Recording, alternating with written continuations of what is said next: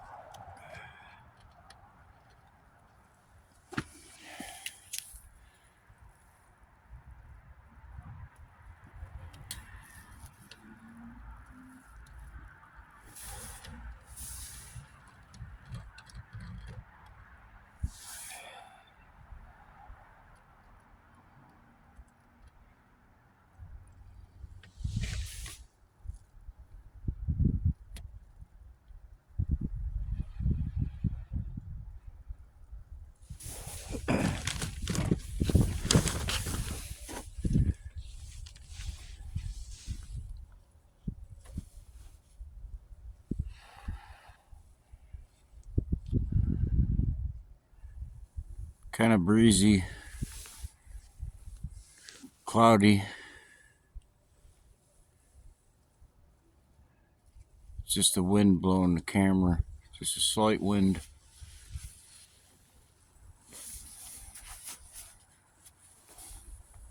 You clear up better.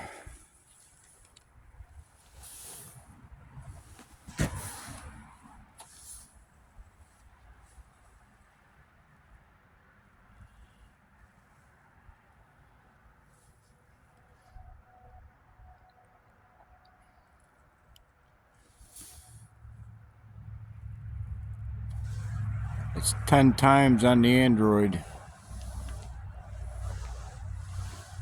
It's gonna clear up for a little bit. A little bit.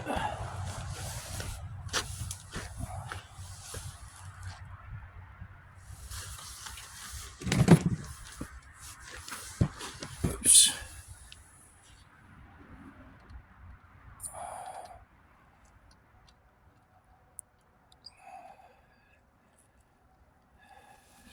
Looks like there.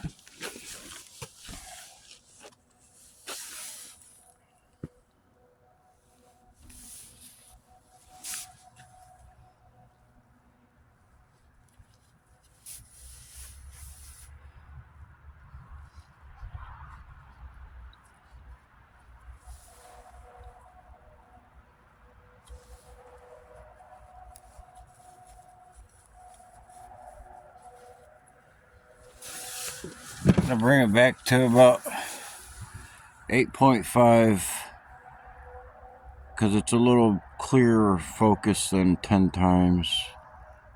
Say 8.4.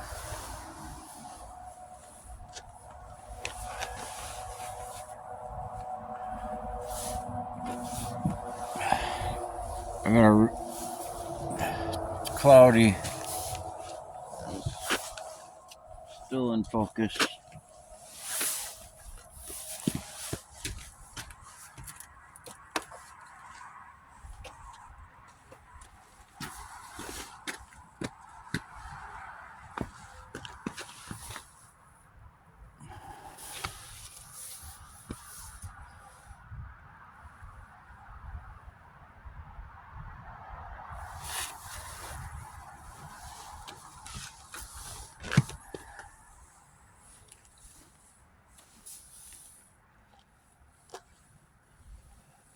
Still cloudy.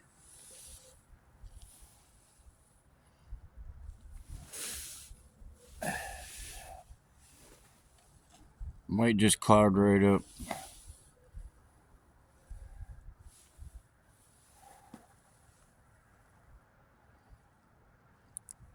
Last time videoed, there was only no more than a half hour the whole time the moon was out. And I only got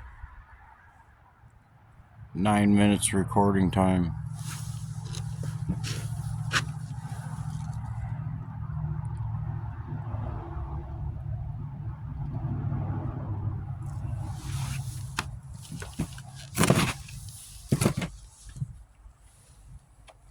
Cleared up.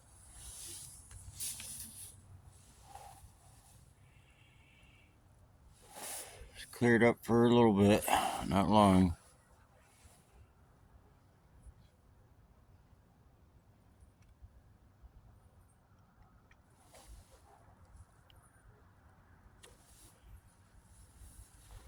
The spot in the center of the screen looks just like a side swipe of an asteroid.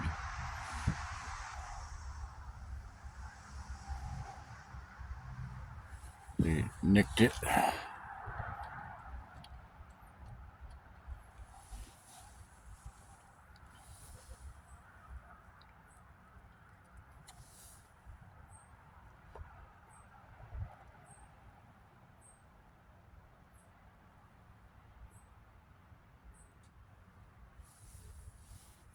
So the object is to catch a asteroid or a meteor hitting the moon, real time.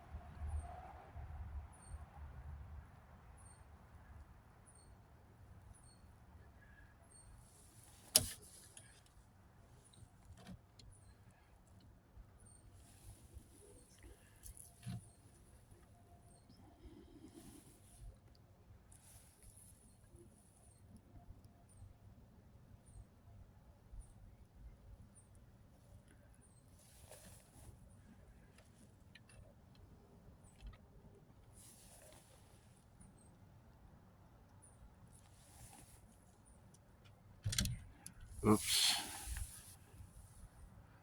Leg hop.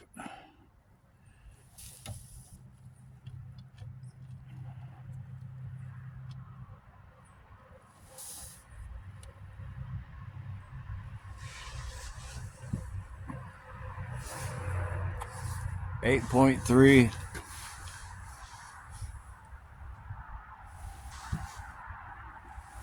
Pretty clear. There's a little haze, a little bit of clouds going by.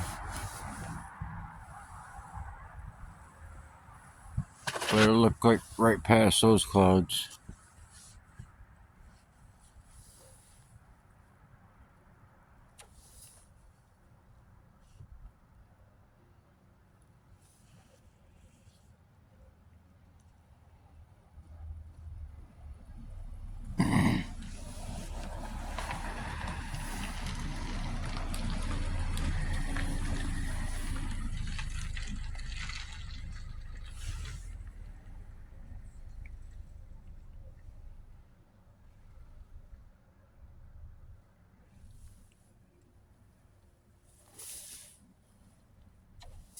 The telescope is pointed almost directly straight up. It's a little bit northeast.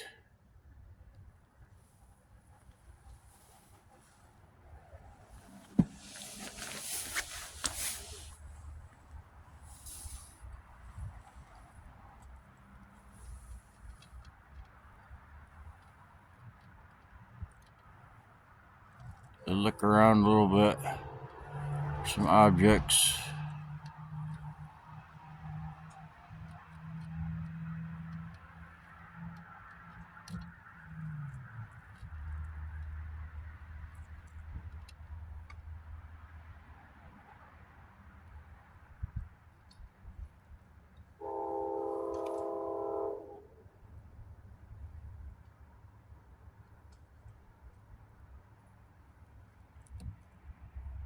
Around the south side.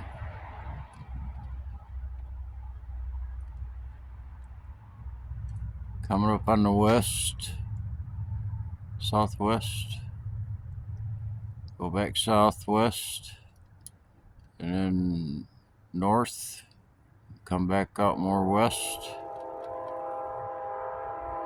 Move east to the moon. I'm gonna go back west. Go north. North. And go over east and come out the top of the moon. Go back north. Above the haze. And search the haze to the west. Come back down around. I'm gonna go keep going past south, past the west, down to the south, and then I'm gonna go east, directly east, under the moon. Oh, almost. I didn't go far enough. So let's stabilize.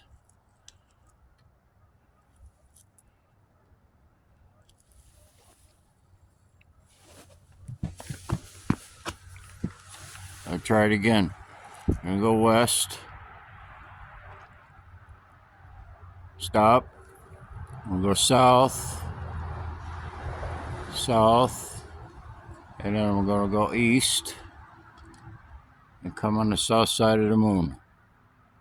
I'm south of the moon. I'm going directly north.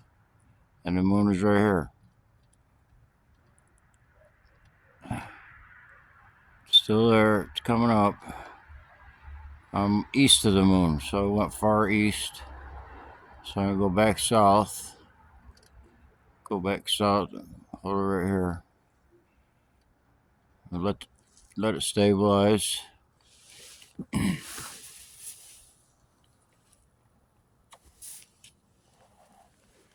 So we'll go straight south. And then I'm going to go west a ways. And then I'm going to go around the west side, going around the west, and then we'll come back up around the northwest corner of the moon, or maybe on the west side. Still coming over, so I didn't go far enough north. The tripod's stuck, so that's why I'm not tracking it like I wanna. So I'm gonna reposition telescope and loosen up the two front legs with the adjustment in the middle of the tripod to let loose the legs. So it's an adjustment, and then I'm far south of the moon, so I'm going to take the telescope and pull down on the back of the telescope and bring it back up.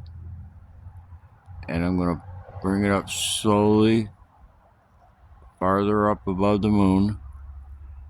And I'm going to try to hold this position right here with the adjustment on the telescope. So it's stable. I'm going to go back south to the moon. Straight south, almost. So now this frees up my tripod leg in the back to where I can maneuver it. See, it just hopped.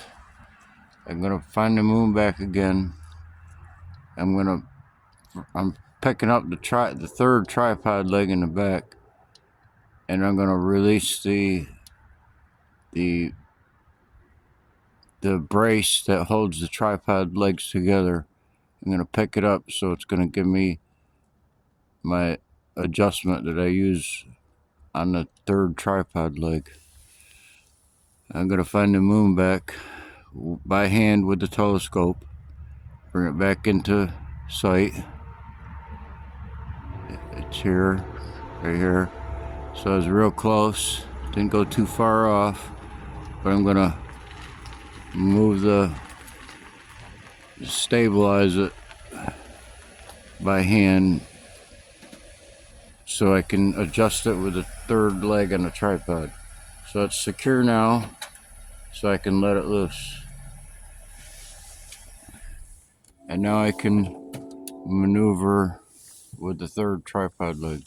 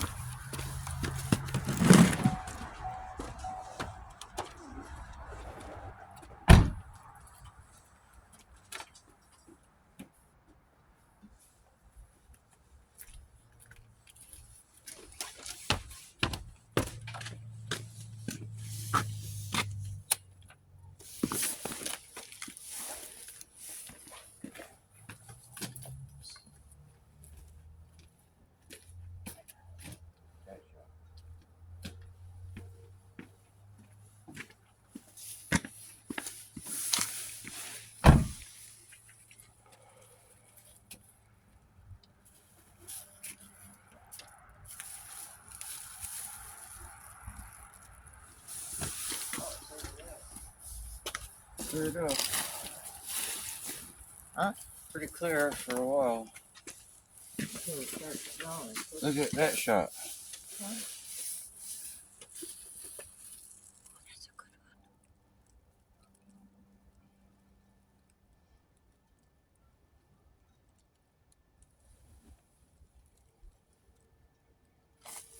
That was a good one.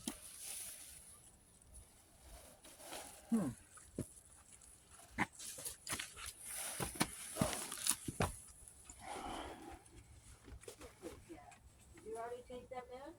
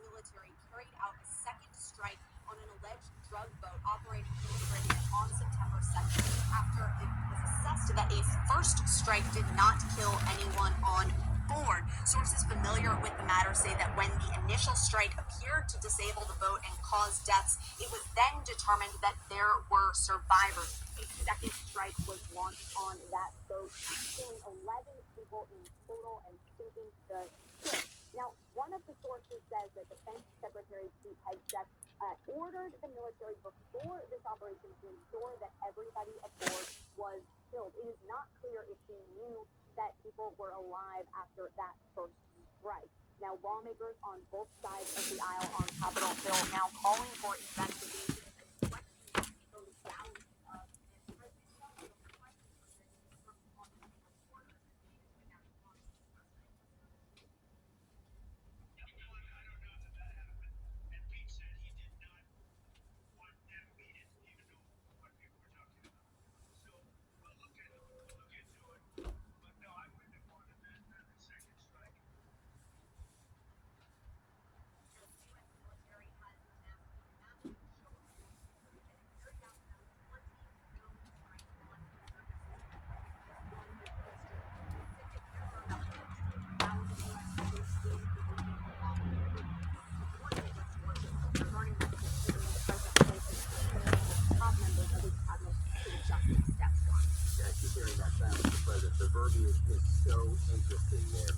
Got to plug phone in. There wasn't a second strike.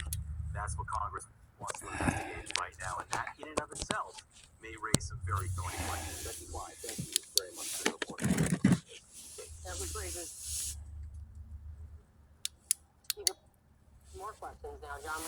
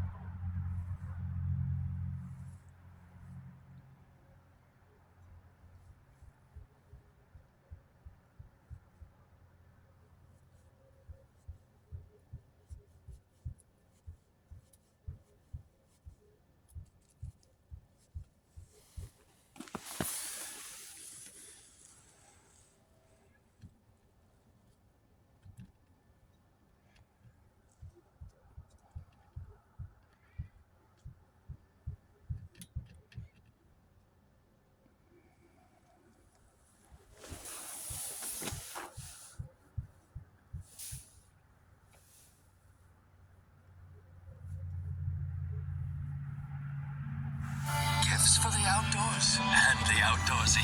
Eddie Bauer. Wait, stop scrolling. You need to hear this. OSHA is doing their biggest Black Friday sale yet. 30. I can't imagine any American believes that we should be machine gunning people that are floating in the water, clearly not a threat to the United States.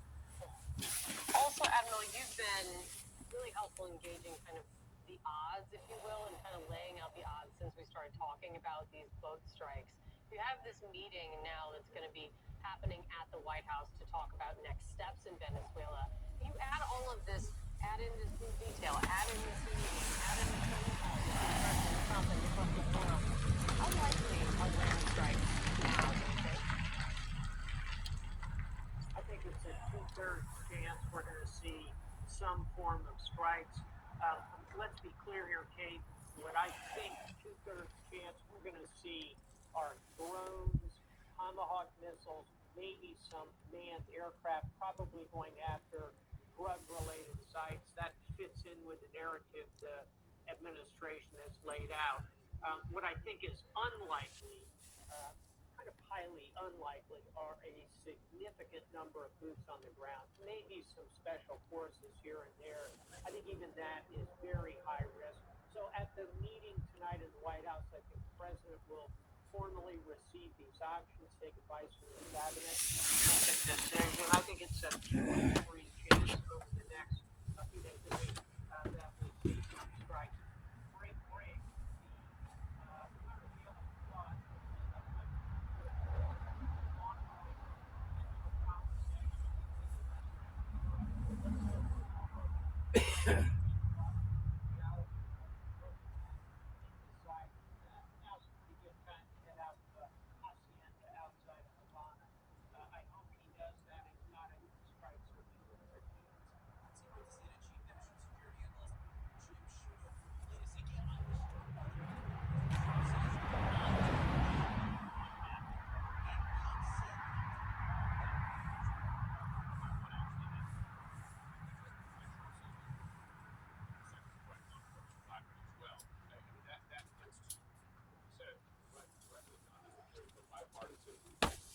question and to some degree outrage at the strike. And to be clear, there were already bipartisan questions about the strikes prior to this particular one. Questions about the legal justification for using deadly force against these drug boats. Now you have this second issue. The first strike killed a number of those on board, but not all of them.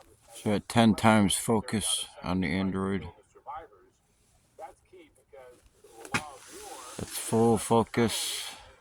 not kill the wounded or the survivors of the strike, but you have some obligation. Look around a little bit. Medical care. And the folks at home are watching this and saying, "Oh, but they're alleged drug dealers, etc."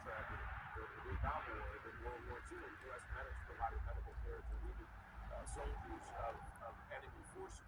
This is about the law of conflict. So now you have bipartisan investigations both in the House and the Senate. Keep in mind, these are Republican-led investigations, of course, John, because they have the majority in both the House and the Senate. And it speaks to broader questions about these operations, right? Because, as I said at the start, there were already questions, there were already demands from both Republican and Democratic lawmakers prior to this for the administration to better articulate its legal justification for any of these deadly strikes. And they have not been satisfied with Let it roll. Kind of hazy. There's no written legal justification given, which, as I understand it, speaking to folks on the Hill, is required for this sort of thing. So, listen, That's just my weight on the pavement making it bounce. See how I stomp my foot? Yeah, and again, as Senator Angus King just said, the facts will largely dictate this. If there was a second strike, if there was a strike on survivors, that in itself may cross a line there. Stomp it closer. Who authorized it? These are questions that will, I think, be answered. Meanwhile, President Trump, we're learning, had some conversation with the Venezuelan leader, and this is happening sort of separate from this, but connected. The Venezuelan leader, Nicolas Maduro, what's going on there? So, President Trump acknowledged that he had a phone call. He didn't describe the phone call, and he wouldn't say whether it was a good or a bad one. He said it was just a phone call similar from Venezuelan officials. They won't say what was said or whether. It's pretty cloudy. But I think, John, this is part of some sort of standard in this whole Venezuela. Bring it back. I'll look around a little bit. Looking right through the clouds. But then say, hey, don't take that to the U.S. strikes you're about to follow. There's been a theater quality to this operation, right? Because you have a good fifth of the U.S. Navy right off the coast of Venezuela right now. A force commensurate with at least the possibility of hasn't been used. And it seems that the administration's hope is just the appearance of that force and threats like we're going to close the airspace will be enough to push Maduro from power. That hasn't happened yet.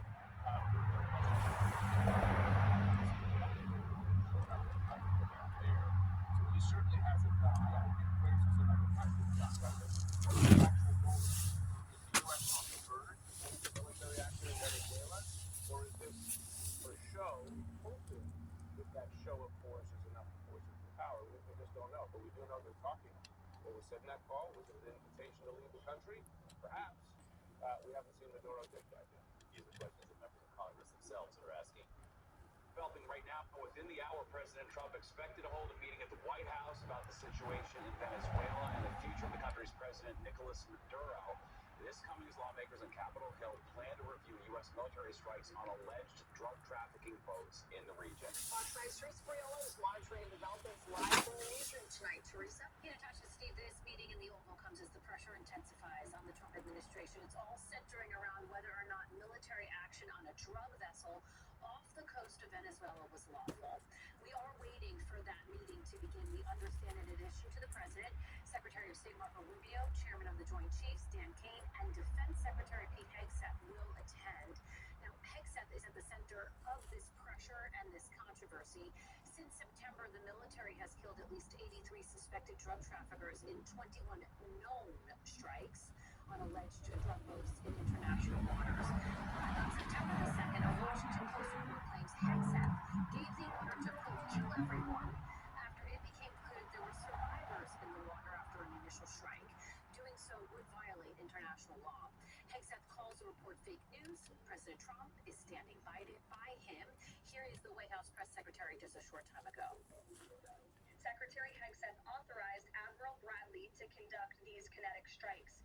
Admiral Bradley worked well within his authority and the law, directing the engagement to ensure the boat was destroyed and the threat to the United States of America was eliminated. Admiral Bradley was the one who gave that order to his secretary. Still cloudy. Now, the U.S. is not officially in a war with Venezuela, and lawmakers from both sides of the aisle have said that they plan to examine reports that the U.S. carried out this follow-up strike. Meantime, President Trump also confirming that he spoke with Venezuela's leader, Nicolas Maduro, over the phone, but he won't share any details or confirm reporting that he or Maduro agreed. Gotcha, back to you. All right, Teresa, thank you. President Trump confirming that he had a phone call with Venezuelan dictator Nicolas Maduro last week. Joining me now is General Jack Keane, Fox News senior strategic analyst. General, great to see you. Essentially, the bottom line of that phone call was, if you don't go, we're going to go in and get you out. There are historical precedents, both by Republican and Democratic presidents, of doing exactly that in Latin America, right? Oh, yeah, no doubt about it. I think we are at a stage here where certainly I think it's full disclosure now that President Trump doesn't need regime change, and he certainly prefers majority to take his invitation to leave. And hopefully that is the answer. And the other thing with the military demonstration that's taken place in and around Venezuela, I think he's been attempting to put some significant pressure on the people that keep him in power. Make them question, is this really worth it to keep Maduro in power? Maybe it makes more sense to tell them to get going. So, yeah, that's where we're at. Regime change for sure. There are precedents here that in 1989, Noriega was proposed by President George H.W. Bush. No authorization from Congress, but some collaboration prior and during. And it was principally done for similar reasons. Noriega, in 1988, a year before the attack, the fact of the matter is he was found guilty and indicted in a U.S. federal court system for drug trafficking and human trafficking. And eventually, Bush.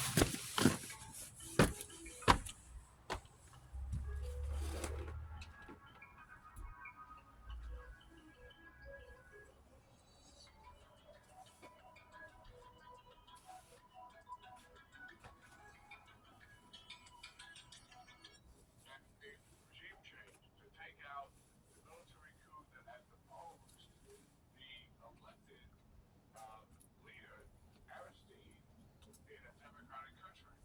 And he wanted him restored. And also they were dealing with mass migrations of tens of thousands of Haitians.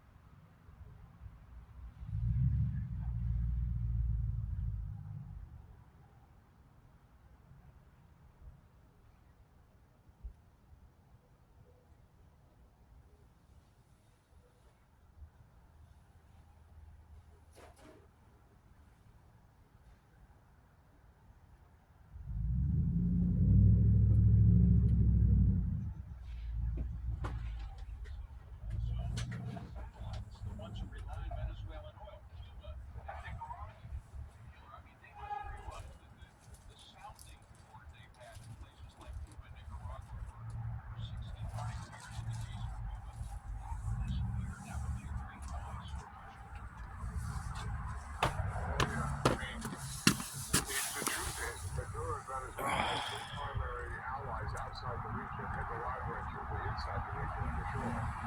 But it's Russia, China, Venezuela, that's about it. But for the most part, other than sending a Russian general in there to talk to Maduro and likely to prop him up, they're not doing much here. They're maintaining their silence, those allies. And When Iran was under attack by Israel, the United States decisively supported it.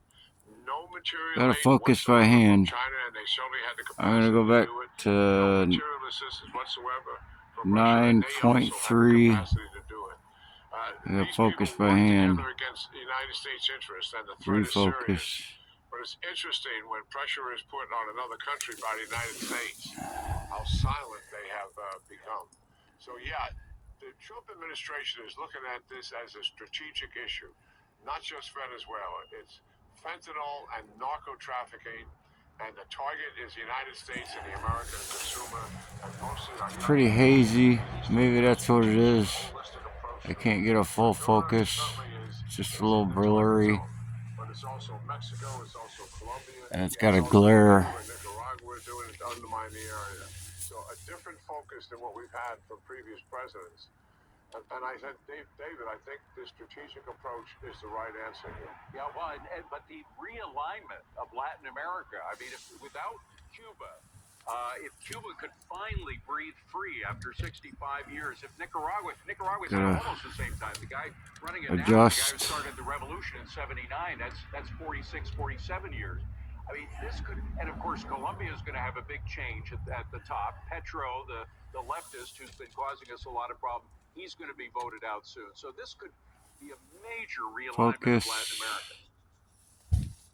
Yeah, and I think the president and the strategic team around him in foreign policy certainly understands all of that. And that is why Some they clouds. are increasing the pressure here. And certainly they would like these things to be done without having to use force, but obviously force is going to be on Clear the up in a table, little bit. and the president will be presented options and the risk associated with all of these options. Yeah. And the truth is we don't always know what the outcome will be, even though we know what the intention is. And other things develop as a result of that. But I'm confident our people have a grasp on what the situation is, what the options are, what the risks are. We only have we have less than a minute, but can you tell us as much as you know about where the Ukrainian peace deal is right now?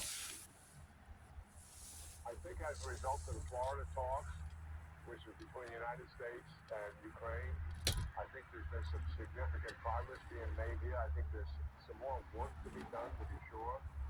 And I think going into Moscow, which Jared Kushner and Steve Witkoff will do, if they're going to present some of the results of that, I'm assuming that he's the only person. Try to refocus the telescope.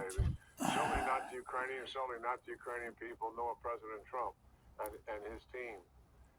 He's likely to reject it. And if that happens, we got to get prepared for what the day after the ultimate rejection is. Because if we're going to just continue to do the status quo that we're doing right now, I don't think that's the answer. Because that doesn't seem to Clearing up. to stop the war. I think what we need to do is significantly increase military pressure and significantly increase economic pressure. Yeah. General Jack Keane, always a pleasure to see you, General. Thank you. All right, so we're going to take you back to outside the White House.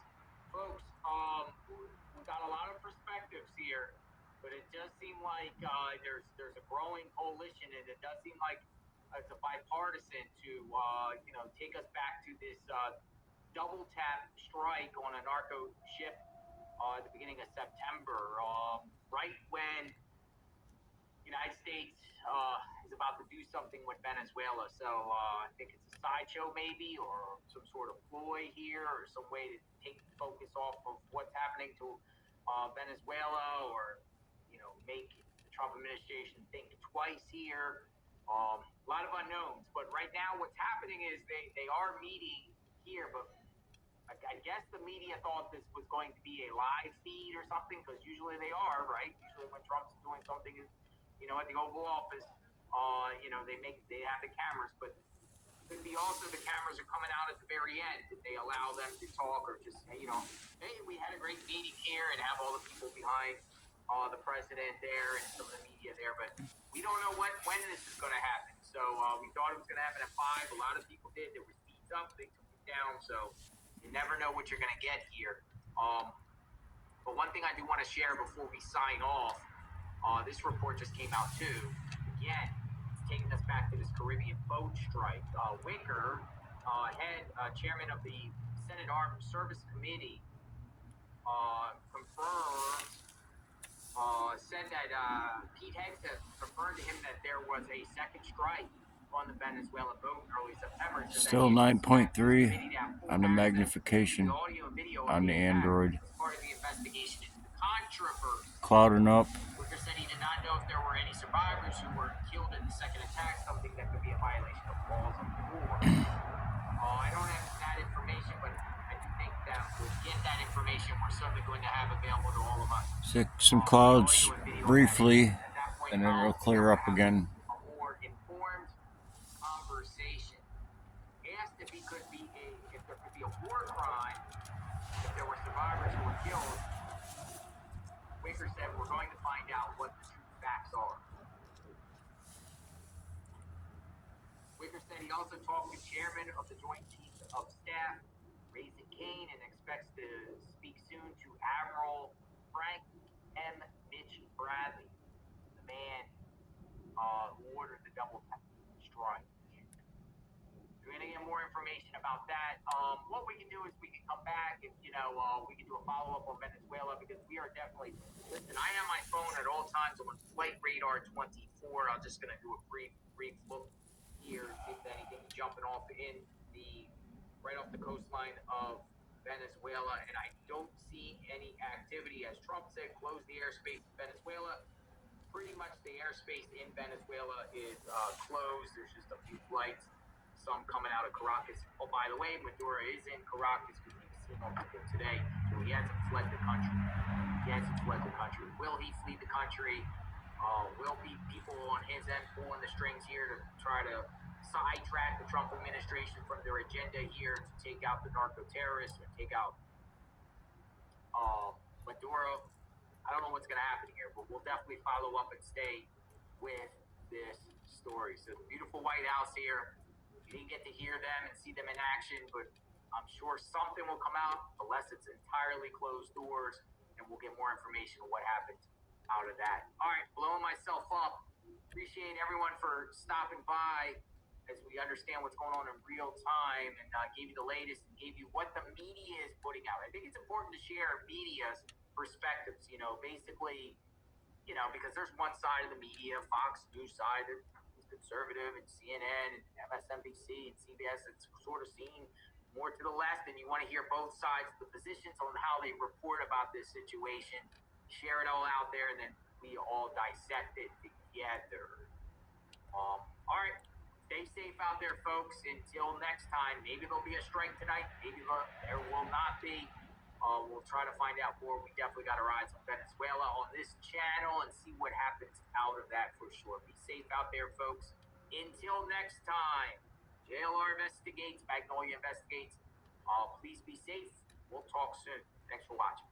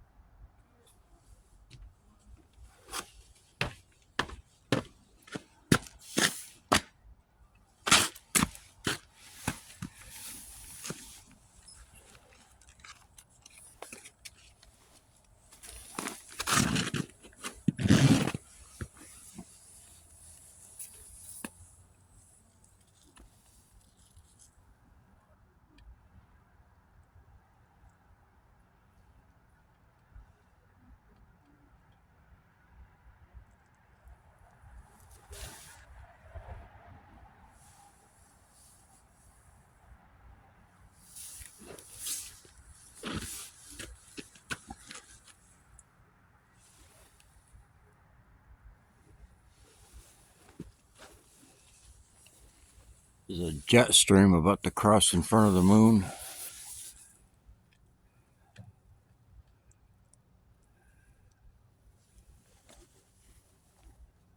It already went by.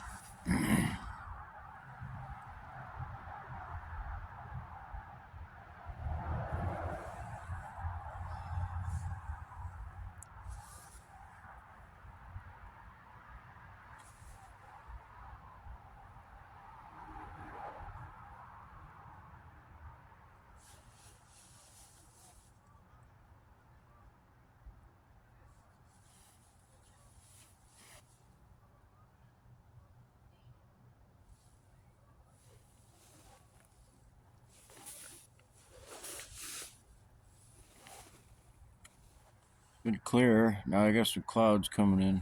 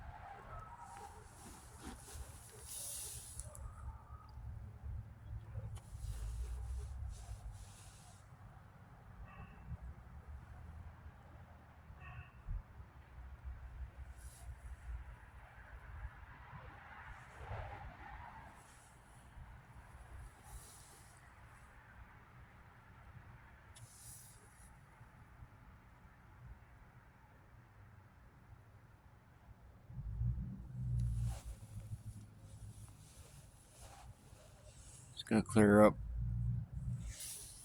A couple minutes.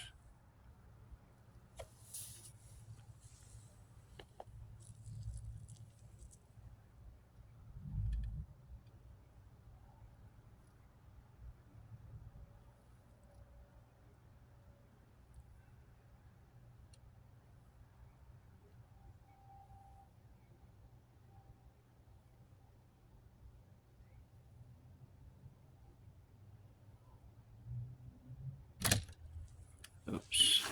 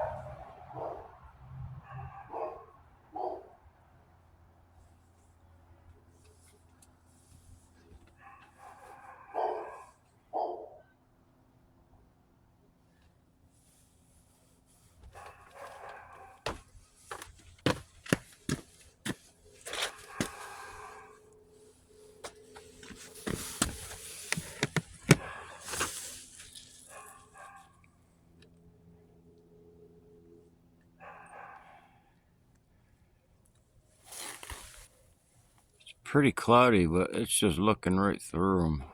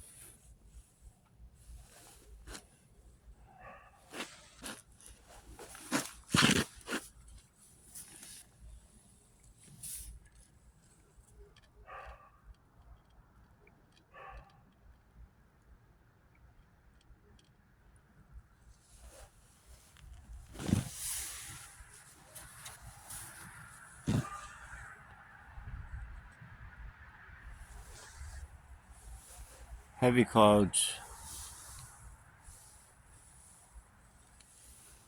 Might not clear up at all. So I'm just going to call this, and it clears up. I'm going to put my other phone on it.